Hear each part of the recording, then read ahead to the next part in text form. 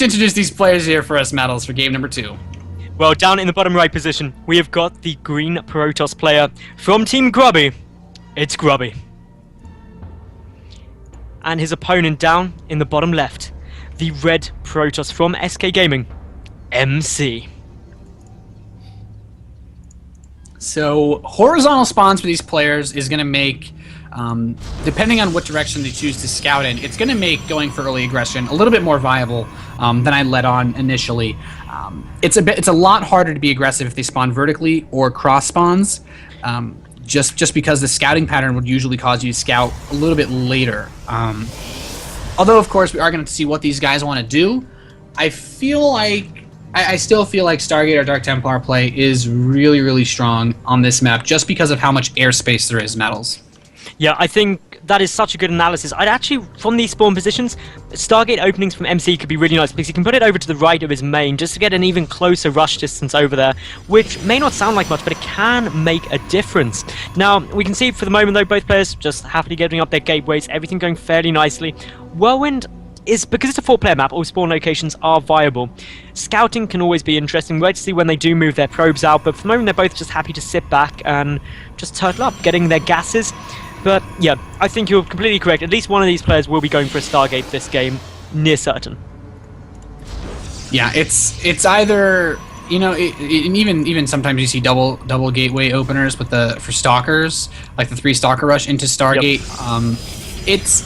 It's just a little bit variable, so there's not really too much else that's going to happen for a little bit. Of course, if you guys have any thoughts about this game, you guys want to let us know who you think is going to be able to take this. Is Grubby going to get a quick 2-0, or is MC going to be able to tie things up? You can, of course, tweet at us at MattlesSC2 as well as at Root Nathanius. We've had some pretty interesting comments here. They are actually rooting for Grubby to win this. Of course, he is so popular, Mattles. He is ridiculously popular, and he is 1-0 up in that series. And this is already just a great psychological edge. Grubby has a small little buffer in that he can lose this game and take it to the ace and still have a chance. MC, all the pressure is on him, but if anyone is going to be able to deal with that pressure, it is MC. He is so experienced. He is such a veteran of the Starcraft scene. We can see that the scout is coming down at the moment for MC, but to the wrong way. Grubby also is not aware of where his opponent is. Could potentially guess, just judging by the way the probe came, but for the moment, the Zealot is on its way forward. For Grubby, MC rather, he has skipped the Zealot just to go straight up towards a sentry. Yeah, and the sentry, of course, can be useful for defensive play. I think SKMC, I think he wants to expand pretty quickly. Yeah, it's going to be a sentry expand. Now, Grubby is going to be going for that Stargate play, which I feel like was pretty obvious just given this map. It's Grubby. Grubby loves these micro-intensive units. Actually, if you managed to catch the stream at all lately, I don't know how much streams you watch, Mattles. Grubby is... He kind of plays around with everything, but I feel like I've seen him go Stargate on this map more than others, and he's going to get 2 gateways to follow this up, so Grubby is definitely looking to play aggressively versus MC's more defensive build. So, Mothership Core on its way out. That, of course, is going to start banking up the energy, and it's essential to get that Mothership Core out early when you are going for an expansion, because you need the Photon Overcharge to help defend. The Stargate is getting very close to completion. I'm thinking Oracle is going to be coming straight out of that, but no, it's actually going to be Phoenix. Okay, so Grubby getting those Phoenix out, that can always lead to some really fun stuff if you do get a Stargate on both sides, but MC for the moment is favouring getting out some more sentries, the additional 2 gateways taking him up to 3. He's going to be ready in order to go for a nice defensive position. These Phoenix are going to have to do quite a nice amount of damage. So, basically the way the Phoenix really work in PvP is you go in, you harass probes if your opponent moves out, sometimes. But if you want to get aggressive, which is a little bit more of what Grubby's looking like he's doing, it's going to depend on how many units he wants to warp in, of course, but you move in, and the sentries for MC are what kind of allow him to expand. You know, you can shove the units away, he can buy himself time, forfeit it if he wants, he's got the Mothership Core, but Phoenix can damage the Mothership Core. He can run in and snipe it before a fight. The Graviton lift on the Phoenix allows him to pick off the sentries super quickly. The Robotics Facility followed for MC. Phoenix can pick Immortals up and basically take them out of the fight. So it's going to come down to whether or not Grubby really wants to get hyper-aggressive. He's already got proxy pylons in place. He's got Zealots. He has Stalkers with his Sentry moving out. And, well, he's got 2 Phoenix. I'd like to see a third. Yes, he does have a third one on the way now. And I feel like this should be enough to be able to just pick these sentries up. It's just going to be Photon Overcharge, basically, is all he's going to be fighting against. And that Mothership Core will be triggered on it. And he could just wait to Photon Overcharge to end and then push in. I don't know for certain if pushing in through Photon Overcharge would be a smart idea. I think you'd definitely be wise to wait until that is over, because it does a nice amount of damage, it starts for such a long time, and it can really make a difference, especially in low unit numbers. Some Stalkers have come up to the main base, but the Phoenix are just going to say, I don't care, I'm going to kill some probes. They get 3 down straight away and then retreat back out. This is causing Grubby to get all of MC's units back up, all of the warpins into the main base, leaving the front slightly more vulnerable. Photon Overcharge probably has a couple more seconds remaining on it, but as soon as that's done, with another wave of warpins inevitably coming soon for Grubby, and these Phoenix still harassing in the main, it's really taxing MC to multitask to the max. And well, here we go, the lift on the sentries going straight down. One gets taken out very quickly, a second one is also going to go down, a third. This is such a good engagement. The force field for Grubby as well, stopping the reinforcements coming down. This could not be going better for Grubby at the moment, and MC is in a huge amount of trouble, losing that mothership core as well. Yeah, this is exactly what Grubby needed to do. And behind this, he's not even all in. He's expanded behind this. All that's going to matter is that he does not lose the counterattack when this Immortal eventually does break out. His Stalkers have done a lot of damage. He's picked off all of the probes there. And like you said, 4 sentries. That is a ton of gas invested. And it's going to be so hard for MC to put on the counter pressure because Grubby, well, he's got a pretty nice solid defensive setup himself. And, I mean, it's all going to come down to whether or not MC wants to go for a counterattack and what kind of defenses Grubby can get prepared in time. Now, there's one number I want to give you, Nathanius. Grubby is currently at 32 probes to 21 of MC. Both have their natural nexus up, and these Phoenix are still going to try and run rampant in the main base. There are 2 Stalkers there, so we'll have to be a little bit cautious, but lifting up one of them, more Stalkers are going to come back up. Will force Grubby to retreat for the moment, but he's got an Immortal out back at home. MC trying to start up his Twilight Council in order to transition out of this, but obviously losing that mothership core as well, that's a big loss. It's so difficult coming back from this sort of a situation. If we look at the resources lost tab, we can see that 1,600 have been lost for MC compared to just 1,200 for Grubby. Big advantages, and there's a lot of gas went down for MC as well, as we've mentioned. Yeah, and these Phoenix are continuing to be harassing, and you know, it kind of can stagnate a little bit the power that they have by going for the probes, because if you get into an engagement and your Phoenix have no energy, suddenly you're in trouble. But in terms of the numbers, 37 probes to 26 probes, that is going to help Grubby so much. He's already almost saturated on his natural. MC, he's only got 6 probes there. He doesn't have the gas yet. Grubby has a lot more gas income, and this is going to help him move into the later phases of the game a bit more quickly. He's adding on additional gateways. I don't think he's going to go for just a committed gateway Stargate attack. Possibly Void Rays are pretty strong, but Grubby isn't really doing anything that's setting himself up for a 2-base timing just yet. He has the Immortal Edge, but there is, of course, the Defender's advantage for MC with the Photon Overcharge, and I think just harassing with the Phoenix and just trying to keep a mid-game advantage is the ideal way to play for Grubby right now. I'd agree with you, Nathanius. He's just, at the moment with these Phoenix, just keeping poking in, just being like, MC, if you move out too quickly, if you leave your base undefended, these Phoenix will come back and be a pain. Getting the odd probe here and there, it's always good. It's making sure that some Stalkers have to stay back. This is giving Grubby the chance to really start macroing up, getting a lot of units out. He's getting his 3rd Immortal, adding on additional warp gates. His Robotics Bay is also now just getting started. Blink, though, is about 2/3, 3/4 done for MC at the moment, and he's getting down a Forge at the same time as Grubby is getting down his Forge. So this is really now getting into the mid-game section, but the worker count is still favoring Grubby just 44 to 39. Yeah, and that can make all the difference, really. And I feel like right now, in terms of this situation, the game is pretty stabilized. I mean, it's not like Grubby has some, irrecoverable lead. The supply is quite close. We have a Forge coming up now for MC. Continuing to pick out probes is Grubby. He's taken whatever he can. The interesting thing here is that we do not have a tier 3 tech choice yet from MC. But Grubby, in the meantime, has started that Robotics Bay. He has his first Colossus and Extended Thermal Lance coming out. Now, since there's no Stargate play from MC, the Colossus is going to be mostly unchallenged. If he can get up a good count of those, Grubby's going to find himself in a really nice position going on into the later stages of the game just by having more Colossi. That area of effect damage is so important, Mattles. It is so important for him, but we're going to wait and see whether we get to that stage. For the moment, another hallucinated Phoenix on its way over. There we go for MC. He's now only just starting up his Robotics Bay. That's a long way behind. Grubby's going to have 2 Colossi out probably before the first one for MC gets started. We'll be very close to that, and therefore it's a nice little advantage. Grubby has this game killed 22 probes. MC, none. That is a lot of worker damage that has been done. Grubby is still ahead by 6 workers, and he's now just trying to secure up his 3rd base. Grubby is really looking in good form, but it is not a monumental lead. This is not a game that he has won outright yet. MC can still do well here. Grubby with his Twilight Council, Nathanius, everything is to play for here.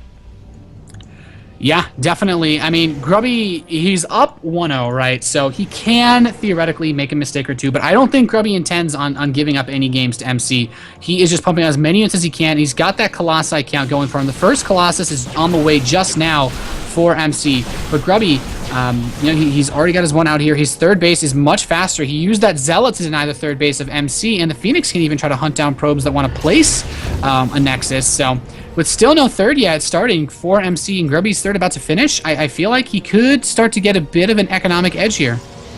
He can start to get a little bit of an economic edge. The other thing as well, Grubby definitely wants to take this 2-0 for no other reason than, imagine this.